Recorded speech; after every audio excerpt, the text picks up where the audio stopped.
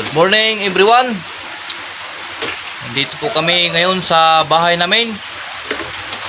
Aking asawa ay nag-impake ng ano para sa Tagalog sa asin?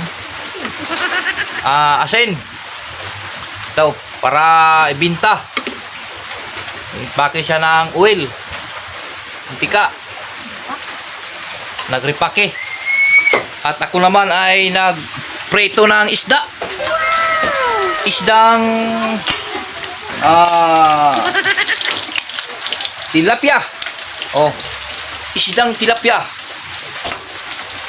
So, sa lahat ng mga makapanonood nito, paki-like at paki-subscribe naman sa aking bagong channel, Brad Wilmer Cadiz, para ma-monetize naman ako dito. So, shout out sa lahat ng mga nanonood sa akin. Shout out. So, magandang araw sa inyong lahat at magandang gabi. Sa Luzon, Visayas at Mindanao at sa ibang bansa, magandang araw, magandang gabi. Kung sa gabi mo to makikita, magandang gabi. Kung sa araw, magandang umaga. So, ito ay nagluluto po ako ng ulam. Ang pangalan ng ulam nito ay tilapyang pinikas. Oh. So, meron na po akong kanin dito. Yan, lutong-luto na to. So, shout out sa tanan, oh. Sana matulungan niya ako sa pag-subscribe sa aking bagong YouTube channel para ako ay ma-monetize dito at makukuha ko din ang 4,000 watts hour at makukuha ko din ang 1,000 subscriber. So, magpapasalamat ako unang-una sa tanan sa mga manonood dito at mag-subscribe sa akin. So, lutong-luto ng kanin.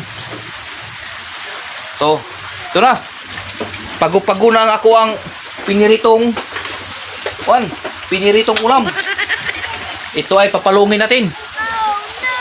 Palong na. So, okay. Ilalagay natin to sa ating lalagyan. Ito, may pang-ulam na. So, binigyan lang ako ng kapitbahay namin. So, oh, sarap. Ito ay tilapia.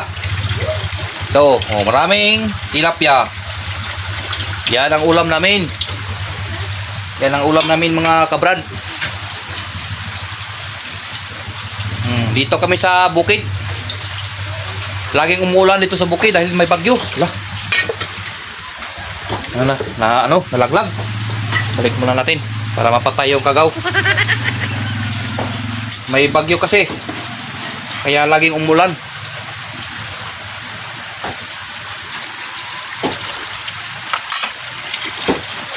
So, ito na. Lutong-luto na. Tapos na ang aking ginagawa. So, hanggang dito lang. Pwede na to. 3 minutes kapin na to. Thank you for watching. Please subscribe.